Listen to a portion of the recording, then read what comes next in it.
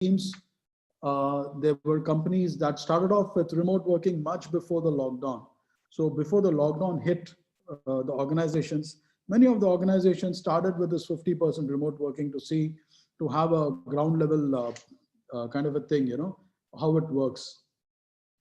Then talking about induction sessions, training sessions for the staff, in terms right from some of the companies said that they were never people were not even used to using the human capital apps for marking their attendance, right from using those apps to the digital platforms, the customer portals, going to then the most important part was also talking about the safety aspect, calling doctors, having thermometers, sanitizers, inculcating the habit of cleanliness, habit of people starting to use sanitizers, keeping the communication channels on with the staff, and most importantly with the customers. That is, one learning for all of us is many of the smart companies, they used it as an opportunity to connect with the customers. So the customers, the customer delight that we can offer, rather than going into a post-mortem kind of a thing, they preempted this and they started communicating with the customers, training the customers on using the digital platforms that are available. And much before the government guidelines were in place, the smart organizations were ready for facing the disruption. And we go to the next slide, please. So the next part was during the lockdown responses, what happened? So the most important point is the first point, special strategy sessions with business heads. In a group where there are multiple businesses, end of the day, the priority is to ensure that the cash flow keeps coming so that the expenses can be met, the commitments can be met, and most importantly, the people are not, we don't reach a situation where people are not paid salaries. So the salaries have to be paid, the cash flows have to come. And what is the expected disruption that is going in terms of your product? So especially, I think the travel industry, the airline industry, they were badly hit. Some of the industries which were in the essential services still could manage. And so this was basically, to keep your eyes open, where we are heading, and there is a common group strategy. So many of the companies, the senior management teams, they sacrificed a part of their substantial chunk of their salaries so that the people down the line are not affected, and also giving sufficient time to people. There were unfortunately, there are certain industries where you just couldn't continue with, but even then, keeping that human touch in managing the exits. So these kind of things, many of the companies were ready with training sessions for the staff so that the engagement is on. Human connect, very important, talking to each and every staff member. Also, this was one avenue for the companies to connect with the families of the staff. So generally, when people come, the families don't know where your spouse is working or where your parents are working. But this was one period where, by a lot of these online activities and with the entire family being at home, the families were able to attend, whether it is a training session or whether it is a employee engagement initiative. So a bonding, that gets created. Otherwise, if it is difficult, this platform, this period was a good time for the families to bond with the organizations, and also to further drill down the culture, the values and the ethics of the organization. And then basically many of the companies ensured that it is work as normal. People don't feel that there is a disconnect. And psychologically, it was a challenging time because there is fear, there is anxiety due to the medical conditions. People are concerned about their jobs, but to keep that positivity on through constant communication, taking feedbacks from people and keeping them engaged and involved. That was the big thing, which kept the companies going, the successful organizations going during this period. And post the lockdown, we go to the next slide. Post lockdown, again, the medical benefits did continue. And this is where, we talk about the new normal. Though as of today, there is still a partial lockdown, I would say, but I think we are almost there in terms of the new normal. Uh, a mask is a part of our life, like mobile phones, we carry a mask everywhere. And sanitizing, office infections, medical consultancies, that is also important. We don't panic now. There is no social discrimination of people who are affected with COVID. That is one of the things. Initially, people were worried, people were scared. But today, if a colleague or an employee has got COVID, we all know what are the measures we need to take as an organization, and the employee concerned also knows what is it they need to do when there is a, it's not a social stigma, but this is something which is a medical condition and that needs to be overcome. And many of the organizations are continuing with the remote working. So today's topic, this is where today's topic is very, very important as to going forward. What is going to be the new normal? How is it the working conditions are going to change? What are the different impacts that is going to have across the industry? Different segments of the industry. So it can be real estate. It can be, for example, a company which is manufacturing bags. If people are working from home, they may not need a tie or they may not need a bag. So those kind of industries, how they are going to be impacted. So the ramifications are not only to our organization, but it has got a ripple effect across the different segments of industries. And then most important is the Corona warriors. These are the people, like I can tell you our personal experience in Transworld. We are basically a shipping and logistics company. We have ships running all over the world, and we also book cargo. So we have a mix of people on the ground, and we have a mix of people who are working from the office. Though the people working in the office were lucky to work from home, the ships had to sail, especially, we were carrying essential commodities like medicines, foods across different parts of the world. And we can't stop the ships from sailing. So this is where for our organization, the Corona warriors were our ship crew, the master mariners, the captains, the cadets, the radio officers, the people in our warehouses, who were working 24/7, taking a risk. And this was really so touching to see that people were, it was like a war where, a soldier doesn't bother about his own safety. Of course, though the safety mechanisms were there, or the family, but they are there when the call of duty is there. And I think these Corona warriors are the people who kept the flag flying for any organization. Next slide, please.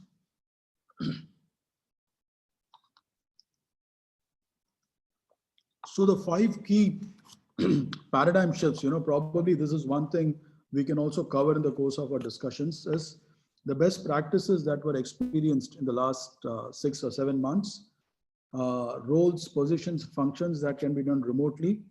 For every organization, there is a mix of functions that can be done from home. There are positions that need to be physically present in the office.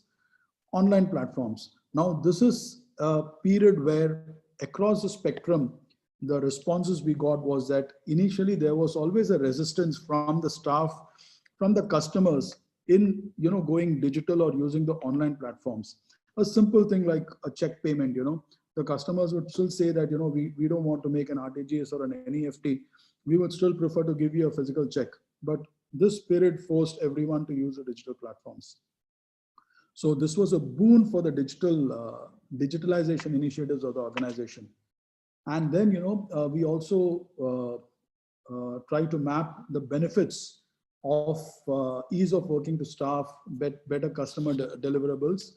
And then the BCP, the business continuity plan, was also further augmented due to this work from home and the remote working. The next slide, please. So basically, there are 3 key aspects which the major takeaways which we found when we asked the people, what is it, were the major takeaways and what is a big paradigm shift in the working that came about. The first thing was focus on outcomes and not on activity. So like in the beginning, I started telling that we have evolved from policing to supervision to collaboration. Now here, we are not physically measuring whether a person is sitting at home at 9 o'clock, whether he's having his breakfast, he or she is having the breakfast, or whether they are actually sitting in the computer and working, whether the laptop is on and whether they are on WhatsApp chatting with someone. So that level of monitoring, that level of mindset has changed. And now the organizations, the teams, we all trust each other. We all trust each other to be responsible. And ultimately, what matters is the results. It's not about physical activity. It's not about, you generally had some people always, this is again the old mindset where you feel that if you sit late, if you're putting more efforts, you're more hardworking. It's all about working smart. If you can finish your work in 4 hours and if you can give a good productivity, that is what matters. It doesn't matter whether you're working for 10 hours or 12 hours. And here, there is no one to supervise you. There is no one sitting on top of you, looking at your laptop and actually seeing whether you're browsing the net or whether you're working. Ultimately, the result is what matters. And similarly, self-monitoring and self-accountability. It's all about your own conscience. It's all about your own productivity. End of the day, the employees were told that you need to be honest to your own self, that, you are employed by the organization, there is a compensation that is paid, and what is the value you're adding to the organization, because end of the day we should give more than what we can take. I think these are two crucial factors which has actually influenced the thinking of people. And then one surprisingly, one important thing which came out during the course of our deliberations with various stakeholders was that, this simple thing like a daily startup meeting and review meeting on Teams. Generally, what happens in offices, when we are working, we tend to be a bit informal, we tend to talk, a lot of time that gets wasted. But during this remote working, what happened was most of the organizations, most of the departments, they had the entire team on the digital platform, planning out the work for the day and working out the plans during the course of the day and taking a stock of things as they ended the day. Next slide, please. So these are certain, reports that came forth through various sources in terms of what are the major struggles of people working from home. If you see here, one of the big reasons is communication initially was a problem because of Wi-Fi connections and all. Unplugging after work, loneliness. The work-life balance, generally people think that if you're at home, you get a better work-life balance. But somehow, people felt that they are not able to disconnect from the work. Apart from that, like loneliness is one thing where you're so used to having a big team, having friends, chatting with them. Working at home makes you feel lonely. Different time zones, distractions, the Wi-Fi connections, taking vacation time. These were some of the challenges which came forth during various surveys. Next slide, please. And then what are the psychological impacts? Of course, we also have a discussion on that today. So in terms of the mental health, in terms of like what we discussed, work-life balance, people start, what we found is, people are also getting affected mentally when they are not sufficiently connected with the colleagues, because whatever you say, a physical interaction and a digital interaction, the personal touch sometimes is missing. There are also one interesting thing is 1 in 5 individuals aged 25 and under are suffering extremely high and low mood swings or social withdrawal symptoms. That is something very interesting, Probably we can drill down and see what is the reason for this social imbalance. People are now, that's a human tendency that we get into a comfort zone. So there are people who are in the comfort zone of working from office who found it difficult to get back to work. And there are people who are now into a comfort zone of working from home and who want to get back to the office. So this is basically our human tendency that, there is initially any change that comes about, there is a subconscious resistance. We need to get through it. And there is, of course, also one important aspect what we found is people are also concerned about traveling, especially people who are using the public transport system. They are nervous about traveling by a taxi or a metro and coming to work. Next slide, please. So these are the top concerns that, it came about, that I'm concerned that my manager doesn't see the full extent of my contributions when we are not together in the office, and which will slow down my career trajectory. I find it having difficult conversations through the digital platform, which can be more intimidating when working remotely than in person. So the first point, typically is a dilemma. It is not a negative trait, but then, when we are not physically sitting in one place, or when you feel that the top management is not there, and the reflection of your productivity or your hard work is purely in terms of the numbers, in terms of the digital dashboards that are seen. What happens in companies, where the processes are clearly defined, where you have an objective measurement, it becomes easier to manage. But a lot of companies are in different stages of evolution, of digital evolution, or in terms of the performance benchmarks. And this is where there is a subjectivity element in the job. The concerned employee feels that my contributions and my efforts may not be probably noticed by my seniors. And then also in terms of communication, like everyone is not very comfortable with a written communication, or people are hesitant when they are discussing on a digital medium. So this is one of the things, where sensitive topics, when, sitting across a table and chatting, has got a better impact. Many of the employees, many of the concerned people. Next slide, please. And the top concerns of managers is the cohesiveness, the team bonding, employee focus, maintaining the company culture. That is very, very important. So you had, when you're in office, some of the companies have got their code of, you need to be spick and span, but at home, you're on your own. So the culture of the organization, the thinking of the organization, how effective it is.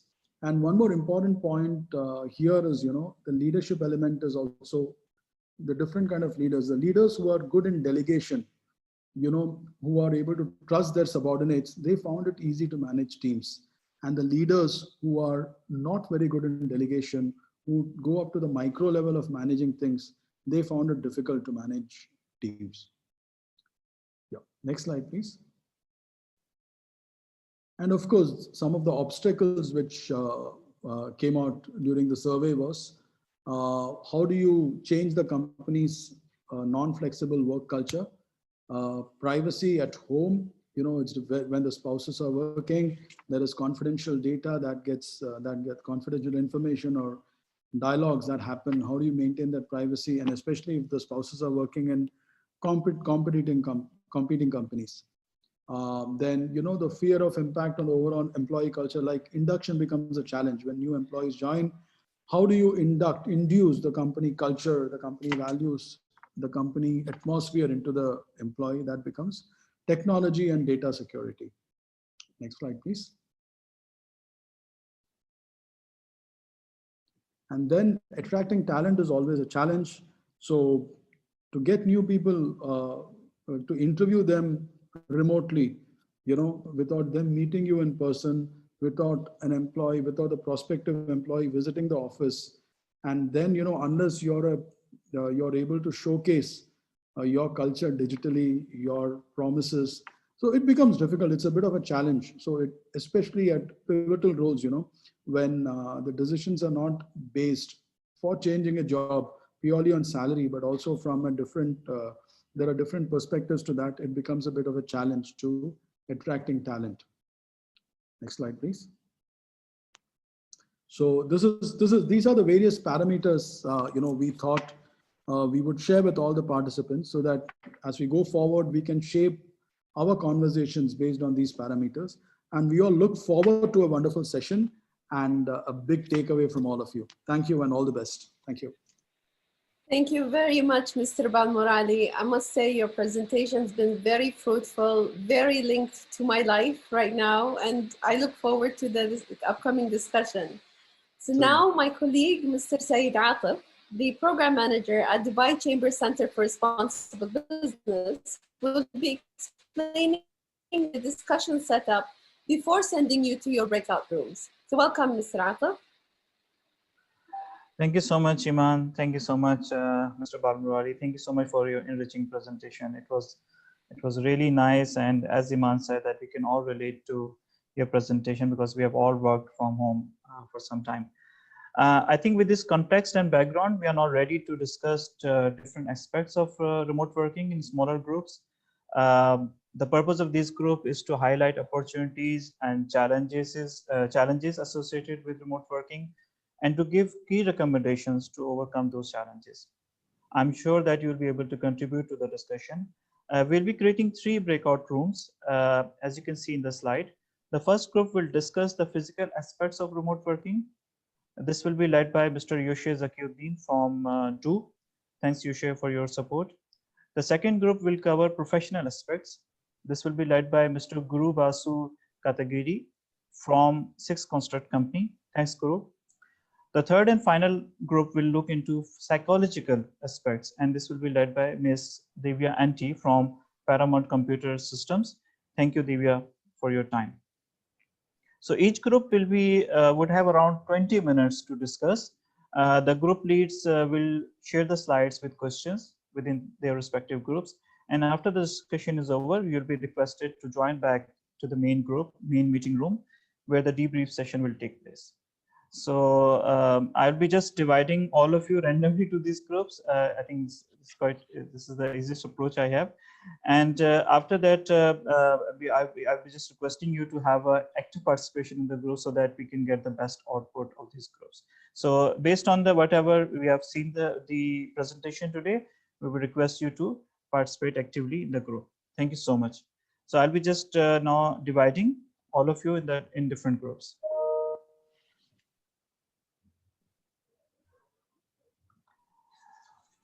Okay.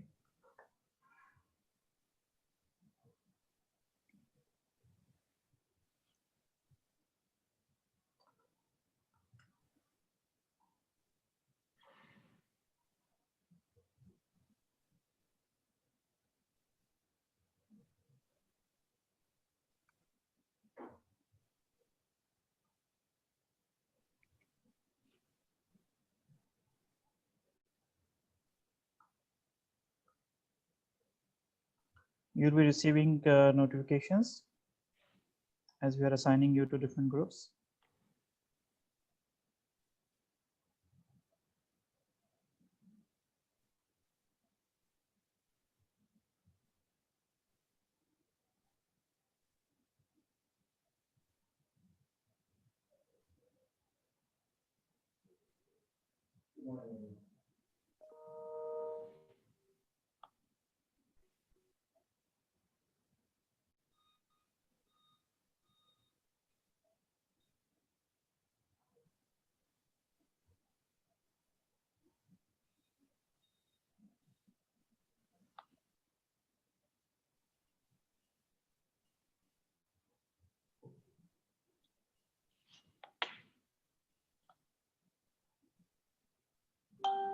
Okay, so I think already you are there. Oh, sorry, I assigned you somewhere. Okay, but fine. You should I remove you from there or it's okay?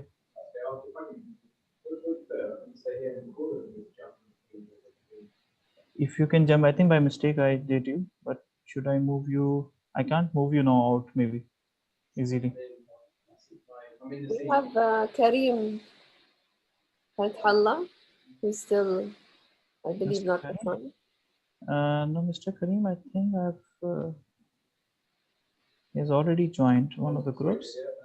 He's still here in the main page. Yeah, he has not joined himself. Yeah, he's accepted now. Yeah. Yeah. So only myself, you, and Mr. Balmuri are outside.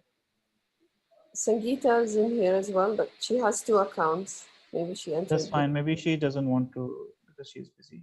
And she's twice. Her name was twice there. Okay. Masood Nasr was in. Mr. Balmuri, you want like to join our group or you want to stay outside? It's okay for you. I can join. It will be interesting. Okay. So then I have to assign you to one of the group. Which one you like to? You've been interesting. So I can Physical, go into the psychological, professional. Yeah, psychological will be good. Because this is by Divya. Divya, she is HR anyway, so I will connect you there. We have also Masood Nasr. Masood, I've already assigned him. Well, he's back in the main page. Masood. Might have a technical issue. Ah, there. No, he will join because he has to accept not only myself and you are outside. Okay, great. So and you can join. So he And has gone into sessions, Huh. I can join one, and then you can. Iman, just see the time now. 11:30. Yeah, so we're Started. 15 minutes ahead. 15 I mean, minutes we're ahead. 15 minutes early. Ali. So 11:30 mean around We're 12 15. o'clock. We, Sorry, 11:50. we put in our agenda for 45 minutes. No, no, we put 20 minutes. No? Is it? Yeah, I don't know why in our old agenda 45 minutes. Anyway, fine. And Because we 20 minutes each we kept, so maybe it means 45 minutes including 20 minutes, recap. yeah. So we said like Recap. buffer 30 minutes just in case until they all move into Okay. the. So 11:50, I think approximately. I think Okay. We we can can. send this. I don't have access, but you or Charles can send this note. Yeah, I will do that. I will do that. Like, let's Charles say is already part of the group. And sorry, you're mute. You're mute or unmute? You're mute or unmute? Okay, fine. And if you want to join one of the groups, please join. And also you can be like floating. Maybe you can see what's happening in different. Yeah, groups. you just bring me back just before the end of the session so that I can. I think you can do that because you're a co-host. Maybe no. I You can't. don't. One second. I don't You have can't that. go out of this one. I can't. You can't go out of the room. You can't exit. No. You can leave and join to some other room. You have a possibility. Oh, okay. You're recording. Fine. I can't. You keep recording then. It's okay. Yeah, you can join, Iman. Okay, join me. Maybe physical is good. No, you can join yourself. See, you have option as a co-host. I don't have. I checked. Also, so physical, I think you can join them. Physical better because I can talk about ergonomics if I will. Then I will remain outside then in that case to be on. Okay, just bring me back before the end of it. Send me WhatsApp now. What's happening? Okay. Thank you. Thank you.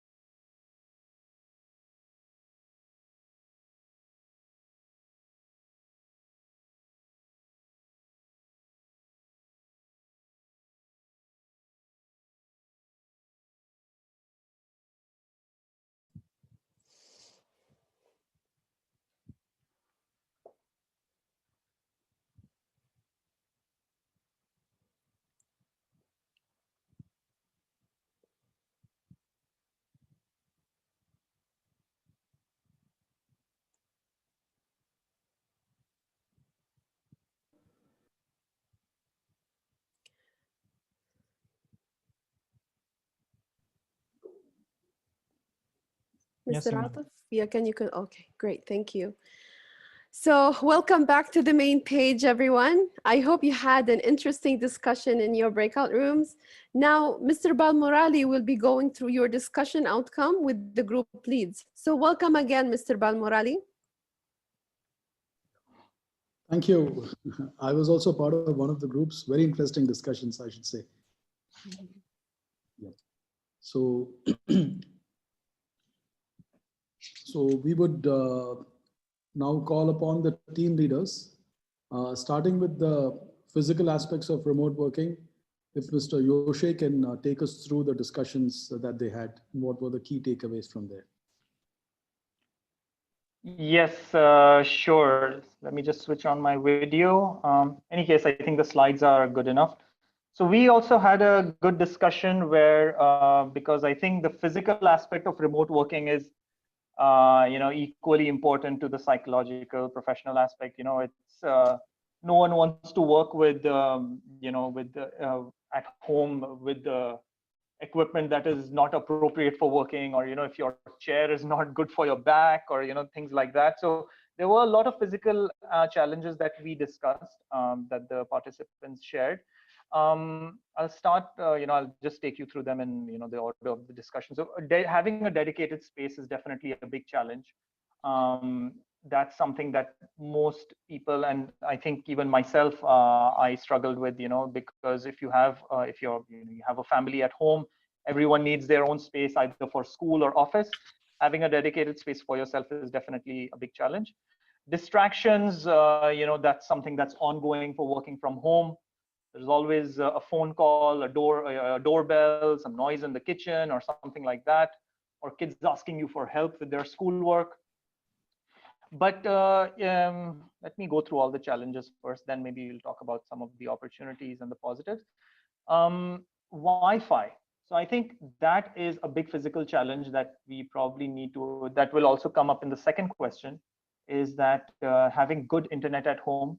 I know I work for Do, so yeah, that's something that we also probably need to take on board, because more people are at home, everyone connected to their devices. So having good Wi-Fi is definitely a challenge that we need to address. In addition to that, there was one company that said that they were from the service industry. The participant's name is Swapna. And she said that although they were ready from a technological point of view to work from home, because they're in the service industry, the physical challenge that they faced was not the technology or equipment, but it was the client relations.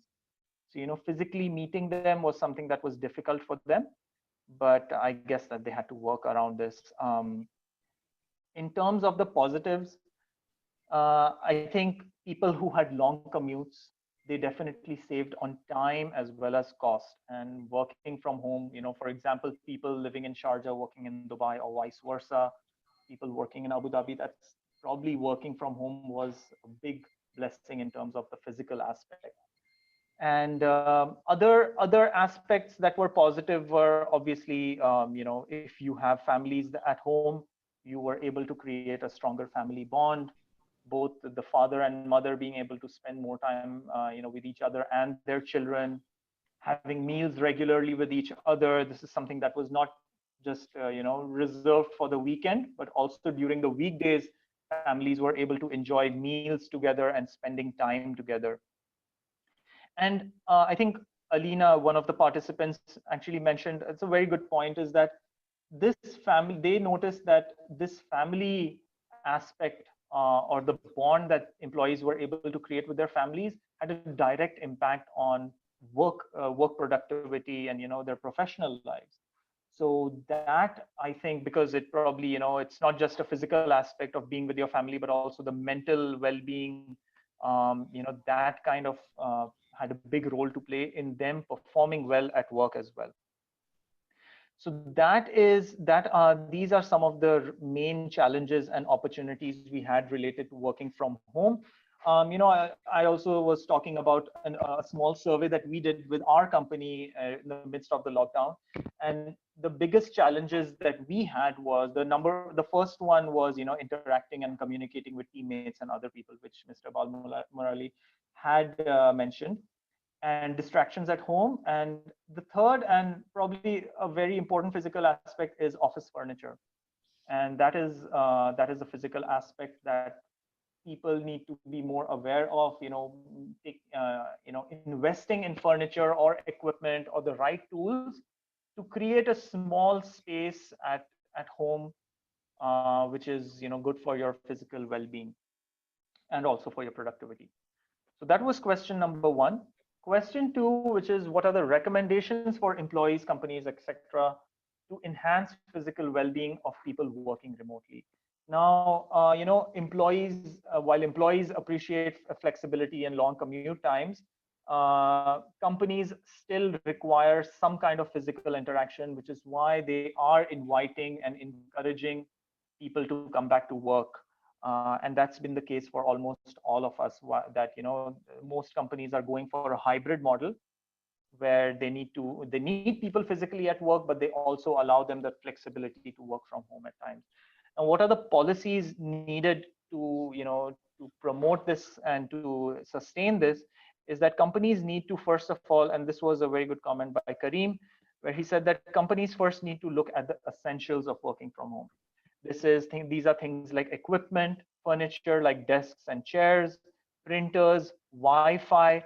All of these things are something that is very important for companies to do. They need to have remote working policies that address these issues of the physical aspect of working from home.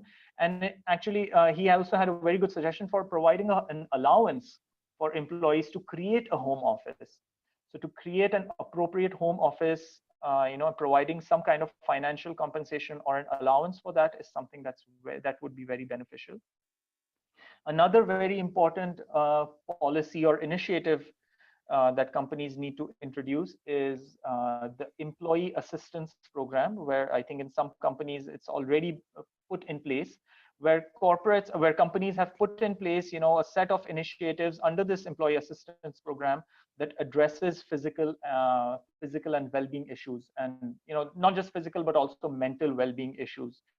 And Roseanne, I think from Circo, said that they've had a big focus on fitness and wellness, where they've had a virtual coach come in to talk about health and fitness.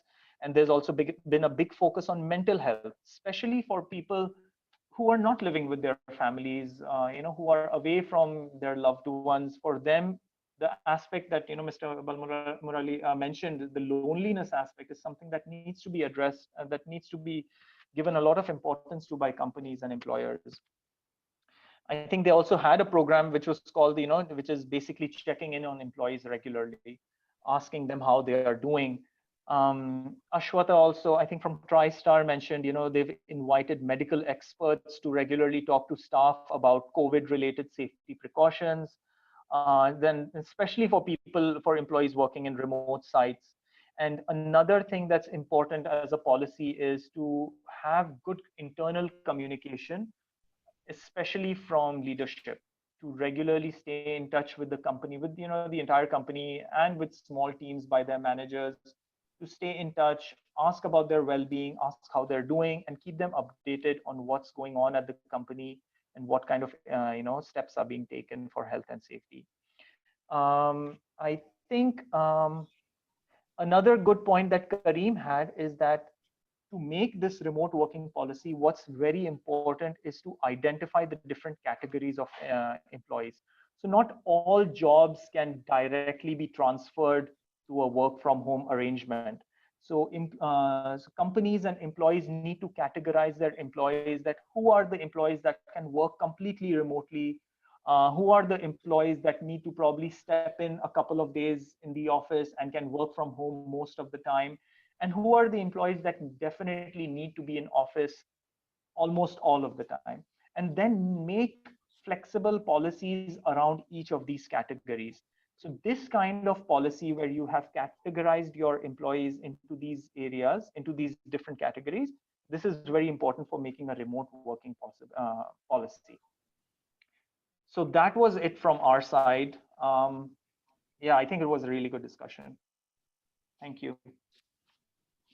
Excellent, Mr. Yoshi. In fact, the very first point, what you mentioned about having a dedicated space, it's so important because, in a place like Dubai, there are people who are staying with their families. There are people who are staying in shared accommodations. Yes.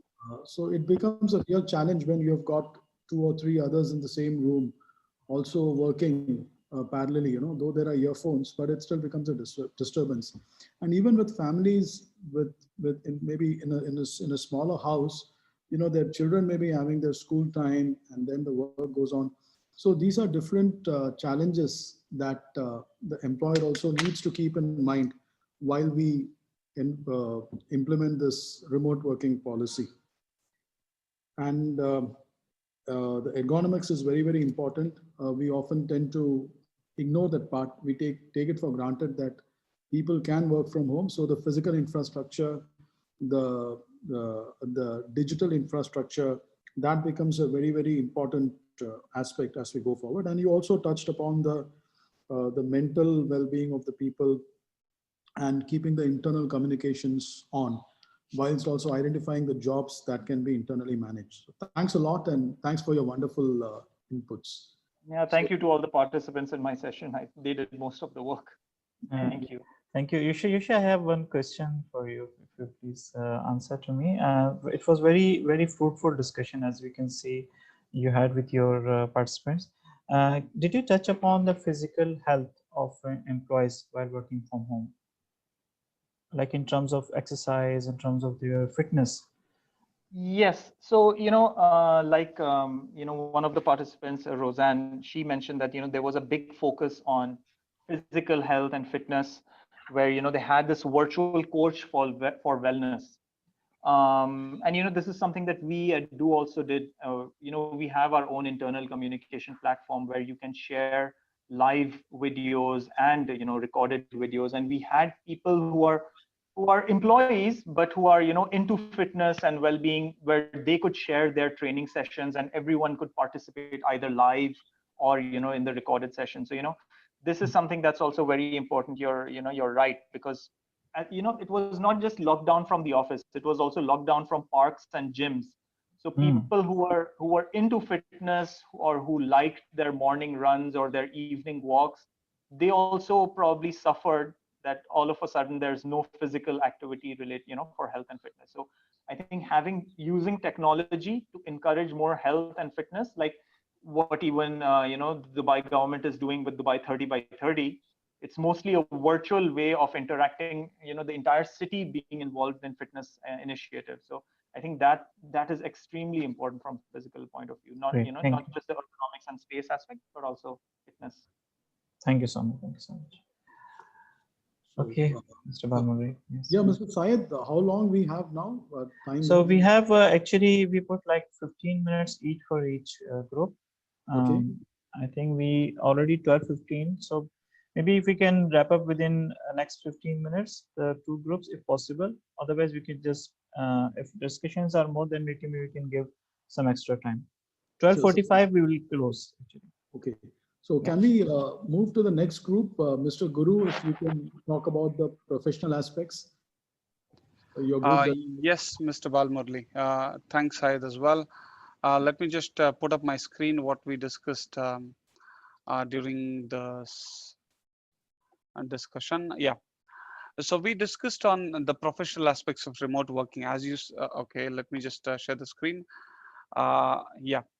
Are you able to see, everybody is able to see my screen, right? Yeah, it's visible. Okay, so we discussed on these professional aspects of remote working. So the topics which we chose were around performance reviews and appraisals, training and development and recognition, and succession and promotion too. The challenges what we feel in from performance reviews and appraisal, as highlighted by our teammates in the discussion, like reviews and appraisal are not just one-time process that is like which happens once in 8 months or so, but this is an ongoing process all the time. So, and this is usually done face to face. So now, due to remote working, that connect is missing. That's the challenge. And then how do we get on with it is another chunk of a challenge. So as you highlighted rightly in your presentation, like around 65% of people were worried or concerned that their manager doesn't see their contributions. So we discussed more about these challenges, and during the discussion, what we understood was, okay, like we know, like showing the performance is quite challenging from the employee side to the manager, but it's the same other ways as well. It's a kind of challenge for manager to evaluate the performance too, because he's not seeing his team every day face to face. And then the team building also is a challenge during this process, like for him, not just evaluating the performance, but to drive it around or align it along with the team building is also a bit of challenge.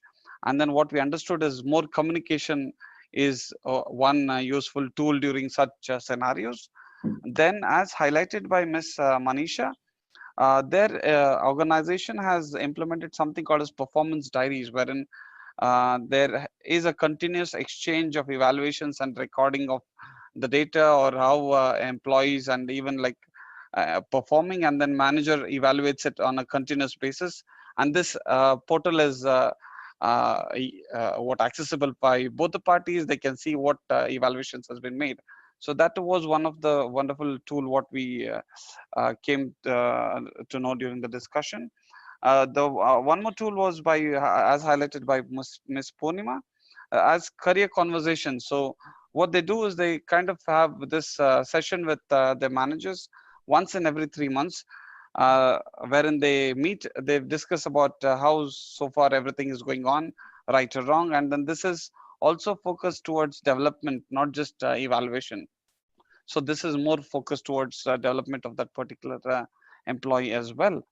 And then some of the points what we discussed was, since okay, all the organizations did have some sort of performance evaluation system, but currently due to the remote working, the same old setups do not work anymore. So there has to be an upgrade. So some companies could have been pushing for digitalization so far, but due to some or the other reasons, that wouldn't have been brought up by the management. So this can be the right opportunity to push that digitization efforts to upgrade or refine their performance review systems. And what we also understood is performance review and appraisal was usually a face-to-face scene all the way long. But now, since remote working is happening, so there is always a bigger chance of misunderstanding, because we are not seeing our means the managers are not seeing their employees face to face. So there is a big means the human connect is missing actually. Then what we also understood was a performance evaluation need not be just scrutinizing their performance, but it can be a bit more empathetic assessment to understand how your people are performing. Are they all doing all right? And also to let them know what's your company's vision and everything, not just scrutinizing on their performance, at least given the current scenario.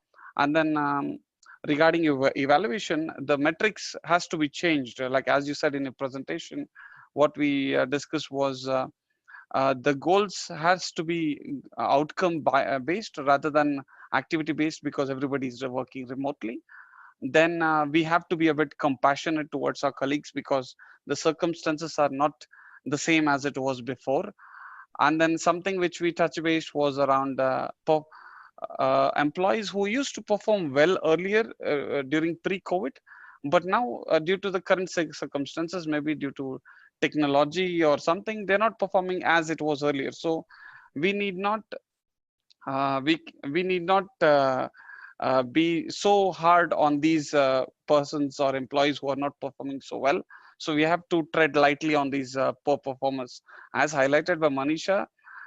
In their organization, I think they've created something called as buddies, like who kind of perform well, but they're facing a bit of challenges due to the IT setup. So these they can go to their buddies rather than approaching managers all the time. Then we also discussed on how recognition is also very important, because uh, there are some high performers always in your organization, so they have to be recognized every now and then to keep them going. So these were around the topic of performance reviews and appraisals. Something on training and development, as highlighted by Christy in our group, and the trainings has to be more individualized or specific. The same old topics do not work anymore. It has to be more specific and more specific to the current scenario. Purnima also mentioned that the healthy balance of what works and what doesn't work should be identified, and the topics has to be identified rightly. Um, and also sometimes, as highlighted by Manisha, online classes may not work as effective as on-site or physical classes. So online, okay, we can do e-learning modules, but this has to be followed on site, a quick physical checkup. Let's say, for example, in construction, e-learning works, but it has to be followed on site training as well. Then the opportunities could be like, we have a lot of virtual libraries now accessible free or at a very low cost as well. Then regarding to training and development, uh, one of the things what we discussed was, okay, organization can take a lot of efforts in setting up the right parameters or infrastructure, but training and development is always has to be driven by the employee himself. So no matter how many setup or no matter what process is set in place, the it has to be driven by the employee. The more aspects come from his end. And then as suggested by Purnima during the discussion, e-learning platform needs to be specific to the topics, and not a general topics anymore, and then it has to be customized to the region as well. And then on the topics of succession and promotion, um, as highlighted by my colleagues during the talk, succession, since it is a long-term process, it is just not one-off process. So this will not, the remote working will not affect this, how do you say, like the succession process, but it's indeed a bit challenging, because usually when somebody is successing some a different employee, the shadowing or even a lot of trainings has to be done, the transition has to be apt perfect. But remote working, that could be a bit of challenge now due to the current scenario. So those were some of the points what we discussed, although staggered. I couldn't categorize into recommendations, but if you insist, Mr. Bala, Mr. Balmurli, I can take you through the recommendations what we just discussed during these points. Okay, Guru, if you can quickly just run through it so that we can recommendations or the best practices which I picked up during the talk was like performance diary implementation, like a tool, let's say, like wherein managers and employees can constantly exchange the evaluations and everything. And then career conversations was one of the best practices highlighted by Purnima. And then the e-learnings has to be individualized or specific to the region and to the current perspective.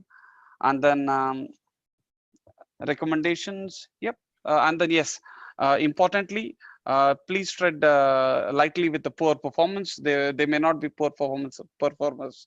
Earlier, the best practices was highlighted was creating, having something called as buddies to help you out with these systems. So these were some of the key takeaways during our discussions. Excellent, Guru. Thanks a lot. Thank you for your wonderful inputs. Like, very interesting, when we talk about performance management, probably this is the first time where we were digitally evaluating or giving a feedback to a person more on a database evaluation. But three key aspects which will enable us, which stand out during this disruption is, I would suggest as one is, adaptability to change. How an employee in your respective teams, maybe there are people who could just change the mindset, the way of working, the way of interacting with customers, and then they stood out compared to others. The second most important aspect is more on the operational part, that is how quickly the employees could adapt to digital systems and leverage it to interact with the internal stakeholders and the customers. And third most important aspect is the challenge for the leadership team to be an absential leader and also manage the teams effectively, keep them engaged like professionally, psychologically, and physically, and get the best out of it. So probably, the performance management parameters could stress on these parameters. I just mentioned three, maybe there are more that stood out during this last 6 months. That becomes an important factor, while rather than the standard format what we have. On the training part, yes, very important because probably we never thought that, this kind of a digital involvement will be there for the employees and also in some cases of their families. So probably when you had an online session, you didn't really need to call people or have small sets of people, but in an open platform, maybe hundreds could join at one time. Of course, there is no substitution for a physical training. The passage of knowledge from a teacher to a student at whatever level, physically, definitely there is a better interaction, but this is something which is a new platform that has evolved. And many of the organizations started utilizing the libraries, the digital libraries, the online courses and stuff like that. And as you said, reward and recognition is very, very important. All those other routine activities of employee engagement that needs to keep going. So thank you for your wonderful inputs. And any other questions or any other comments for this group? Thanks, Mr. Balmurali. Just I would like to emphasize on adaptability. Yes, as rightly highlighted by you, adaptability is the key parameter to be assessed in the current circumstances. Maybe earlier or not, but right now that could be one of the key parameters to be assessed too. True. Yep. Thank you. Excellent. Thank you. Thanks, So Mr. Balmurali. we move to the next group. Divya, would you like to take us through the psychological challenges? Yes, sir. My pleasure. Thank you. Thank you so much. Thank you so much, Yushe and Guru. I think all our topics have been so interlinked. Okay, we have a constraint with the time, so I'll try and make it as quick and short as possible. Thank you so much, Syed Atif. The entire chamber, I think it's such a relevant topic today that I think 15 minutes is too short a time to even touch the tip of the iceberg. Okay, now I had 4 extremely participative people in my team, and we also had the privilege of having Mr. Balamurali. Okay, so I'm just reading out a summary of whatever we think are the psychological challenges and how to really get better with it. Okay, now the unique thing about psychological challenges that we have, it's completely non-tangible. We heard from Mr. Yushe saying that Du had been a very responsible employer who have given a very nice chair and a setup to ensure people sit in the right posture when they are at work. We have also heard from Guru saying that it is so important for people to be trained to have the best performance reviews and ratings. But let me tell you, the irony is that in spite of having or making somebody seated in the best of chair with the best of cushion and having the best of performance review rating, somebody might still go through a very depressive and anxious mode because he's just not happy, he's just not connected, because he just miss being in the office, and that whole purpose of being just lack of connect, whatever you call it as, right? You know what I mean, because we all have gone through it, right? So how do we really overcome this specific element of it? I think the first and foremost thing to tell each of us is to say that we need to be accountable for our own actions, our own attitude, our own gestures that we are trying to replicate. The reason is because unlike the other 2 aspects, unless we do some systematic measure to control our entire routine, I think it's like getting into a road which is full of traffic, right? So is your mind. You have lots of thoughts coming in. You've got a submission, you have your RFP to submit, you have a client deliverable, and you just are so cluttered in your mind that you don't know how to prioritize and take things forward. In the whole thing, you're so stressed and anxious. To add on to the agony, you don't have your best friend that you really have. Rather, cigarette is a bad thing, so let me not talk about the smoke, but at least share your coffee with and speak in the office premise, right? So everything put together, we as, let's say, people or individual contributors are at stake because you really miss those nice element of connection and that friendship and that bondness we share with our colleague, which is very different from what we really have from the family, because family is unique and different in their own way, and so is the colleagues that really working with, right? So most of my participants had this viewpoint on isolation as an element, feeling that anxiousness, feeling that not being able to connect with those peers anymore as the biggest challenge. Okay, now let me also tell you that every challenge is an opportunity. That's what UE has taught us, right? So how do we really overcome that? I think there are a lot of steps which experts have devised, and we really need to start and tell ourselves that we are going to practice them. The quicker we adopt, the better for us. We have heard from Mr. Zakuddin that exercise, yes, absolutely important. Right now, the world's largest fitness initiative that we are part of, 30-30, is a wonderful initiative that we all need to. How do we really make that 30-30 an org-wide initiative? You know, do you have that digitalized element? Do you have that firm portal wherein you're actually announcing, come, let's really virtually get together and get into a form of exercise, wherein maybe you can still not sweat it out together, but you still have an option to upload the calories you've burned today. You still have an option to tell your colleague and challenge your colleague that, see, I have gone for 5,000 steps. How much are you really going to do? That whole thing of, it's about encouraging each other. It's about giving each other a little more push to make ourselves better each day, right? So exercise is so vital. That's on the physical part of it. Because my topic is psychological, let me touch upon the psychological elements of it. Though exercise would also lead or will has a close linkage to the hormones and the neurotransmitters, let me also talk about, it's also about having that element of wellness and mindfulness. Why is it that organizations today are having so much of focus on wellness? It's because there is a lot of connection with the breathing, our pace, and let's say the mental peace that we experience. Those are so closely associated. So there are a lot of pranayams and things that we hear about on a day-to-day basis, which will actually help people who are really suffering from a panic attack, or somebody from an anxiety disorder, clinical or otherwise, or just a very stressed up palpitation that somebody might just experience before a presentation, because the whole wellness element and the tips in wellness will help you soothe the entire, element of stress. So the sooner that we all adopt to some sort of a practice that we can sort of implement in our day-to-day life, the better for us. It's also about, we're so used to having this mobile, I want to reply to all my messages in Teams.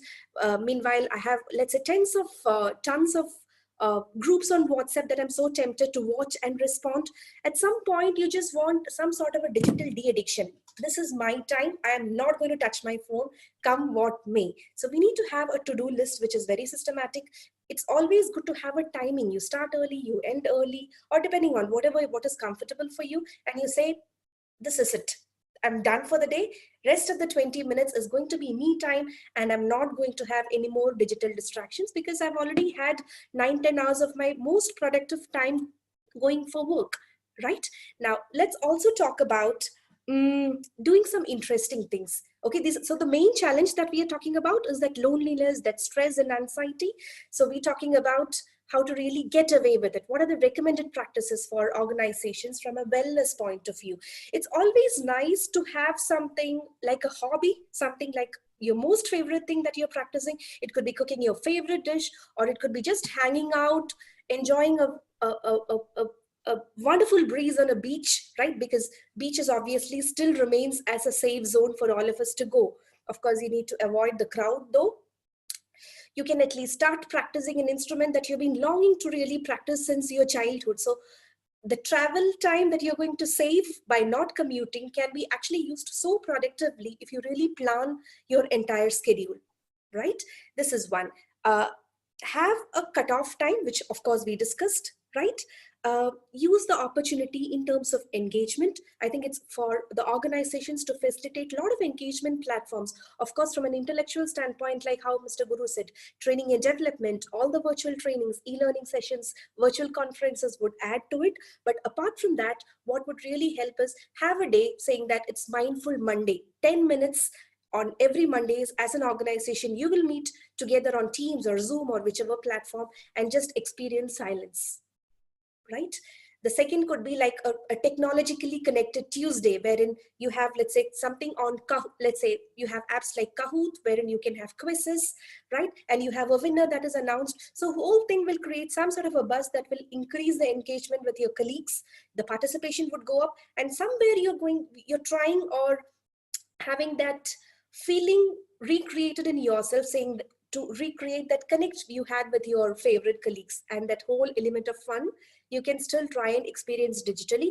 We had done this in Paramount. We are a very employee focused happiness-oriented organization. So we do try out a lot of initiatives, and trust me, it works. So if there is anybody from L&D department, or let's say HR department, who has the authority to try this out, or at least be influencers, please go ahead and do that. I'm sure many of you will be already in it, right? The human connect, I think, is really, really important from a professional challenges standpoint. I think it's also about celebrating people, celebrating occasions. We all had Christmas and New Year celebrations. You still can have apps like Kahoot and have a lot of online games and buzz create around it. You still can announce winners. You still can have the most fit employee announced, and a prize money or a gift or just a thank you note at the end of the year that you can sort of announce it from an org-wide standpoint. The energy, the organization together experience can still be replicated virtually is the point and the submission we are trying to make here, right? Have an external speakers come into your organization, talk about the best practices. We had counselors who were talking about the mental health on the occasion of World Mental Health Awareness Day. We had a breast cancer awareness session during October, wherein the external speakers had come around, and so when you're hearing it out as a group, the energy level and the level of receptiveness is obviously more.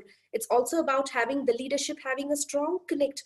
Mr. Balmurali was touching this topic on the micromanagers were finding it difficult. They were finding it difficult because there is an element of missing trust there.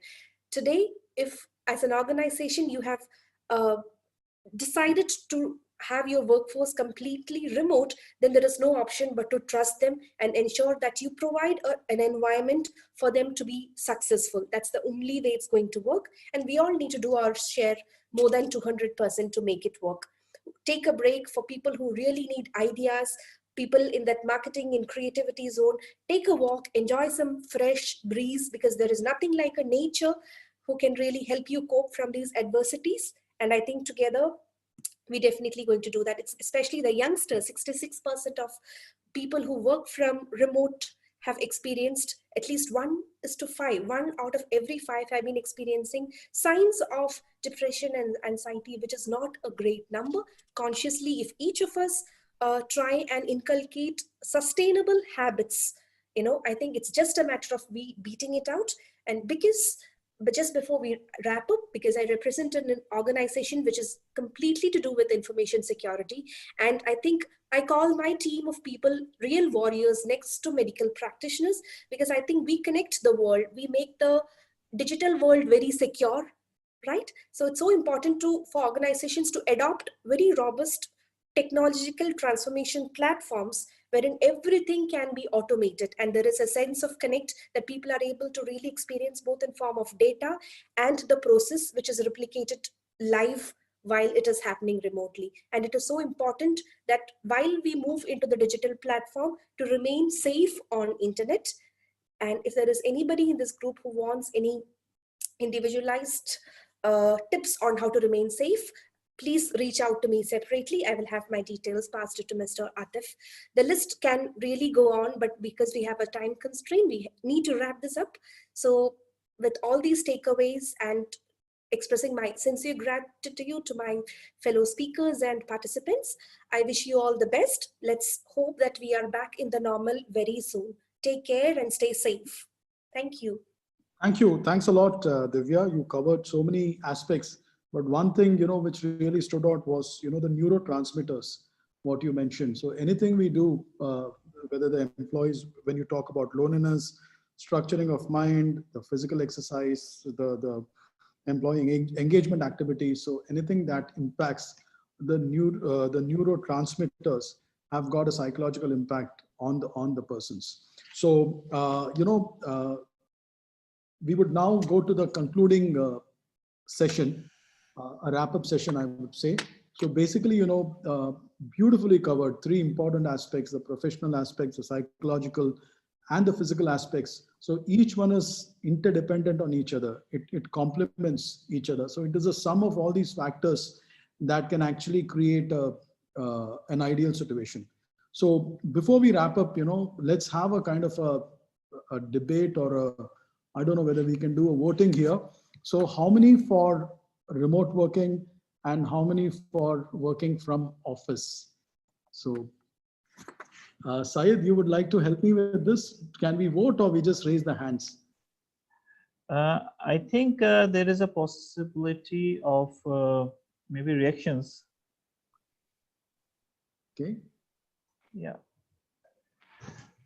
But Mr. Balmurali, would you suggest to have a third option where we have a hybrid model? I just kept it out because people will go for the safest option. Okay, all right. Okay, got it.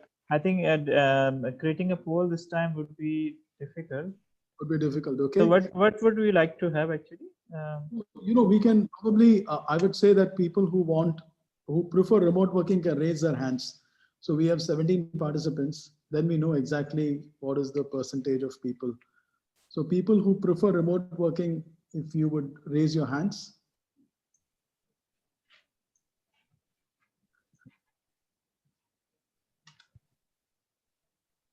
I don't see anyone raising their hands.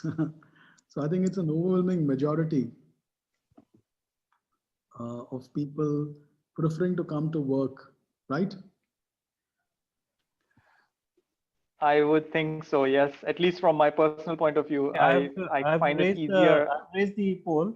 If you please Excellent. answer the poll, that would be great.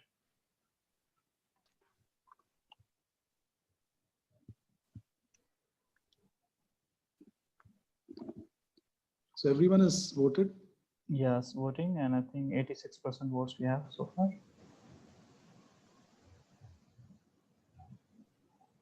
Yeah, I agree with you, Anish. Anish, speak up if you have any comments to add, please. Oh, thank you. I just typed it in. It was a nice session, actually.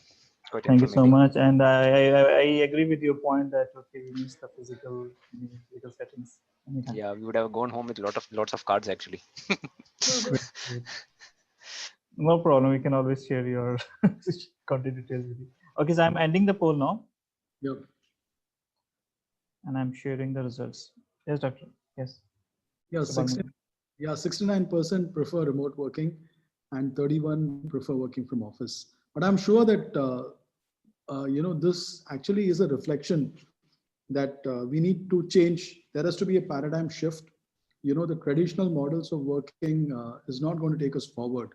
So as we started off, we are looking at an atmosphere which is built on trust, which is built on digital platform, which is built on outcomes rather than the physical efforts that are put.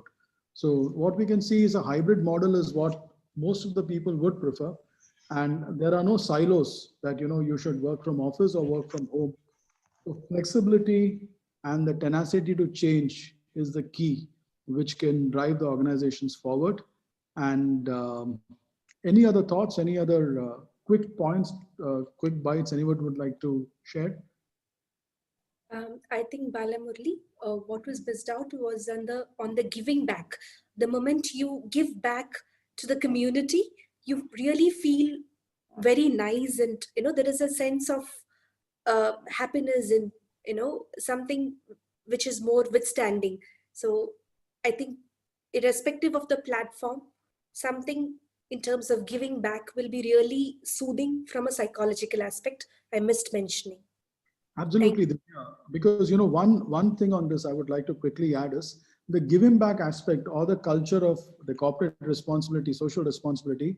How it impacts the families. Though we have covered this in the past, so your family members, they all can participate in these activities. Most of the organizations did have old age homes, specially abled children participating in various cultural platforms. So this is how the culture of giving spreads across the spectrum beyond your office boundaries. And that's a very key aspect. Ultimately, we have to give more to the society, to the ecosystem, and to your organization. It's all about giving. That's the reason we have taken birth. You give more than what you take, then your life is worth living. Excellent. Thanks a lot, Mr. Guru, Mr. Yoshe, and Divya for arranging, for managing the group so well and coming out with some vital inputs. I don't know whether Syed, we will be also sharing a summary of this with all the members. So what we are planning, Mr. Balmuri, thank you so much for, first of all, to you. Thanks a lot, actually. And it was a really, really good presentation. And thank you for moderating the whole debrief session. And thank you to Guru, Yushe, and Divya. I mean, I know that we can always trust in you. We can always depend on you. Really wonderful job. And thank you so much to all the participants, because everyone contributed. I think this is a session when everyone they added value. So thank you so much. What we'll be doing that we'll be looking into the recordings and the notes which I have prepared. So we will be preparing a report on this, and we'll be compiling all the recommendations and the challenges and opportunities, and we'll see if we can publish this very soon. So this will be our next task now. So thank you. We will need your support definitely from all of you. Thank you All so right. much. Shall we conclude now, Ataf? If there are Thank you. no further comments, then we can. Yes. Yeah. All right. So basically, I second Ataf. Somebody's written a comment. I think so. All right. Thank you Okay, very fine. much. So I second Ataf by thanking Mr. Balmurali, Mr. Yushe, Mr. Guru Basu, and Ms. Divya, and all our participants for your valuable contributions. And thank you for being with us today. We look forward to welcoming you at the upcoming activities of the Dubai Chamber Sustainability Week. Tomorrow, the 10th of November, we are going to have a multi-stakeholder discussion event where we will be hosting a number of very interesting case studies that will share the potential of various tools and technological solutions that help innovate employees' wellness and well-being strategies. So what have been discussed today can definitely be reinforced in tomorrow's, or some elements of it can be reinforced in tomorrow's session. We're also going to have a concluding ceremony on the 12th of November to celebrate the achievements of this week. So make sure to register for those sessions and spread the word. Thank you very much again, and we look forward to seeing you, and we wish you all a very good day. Thank you. Thank you. Thank you. Thank you.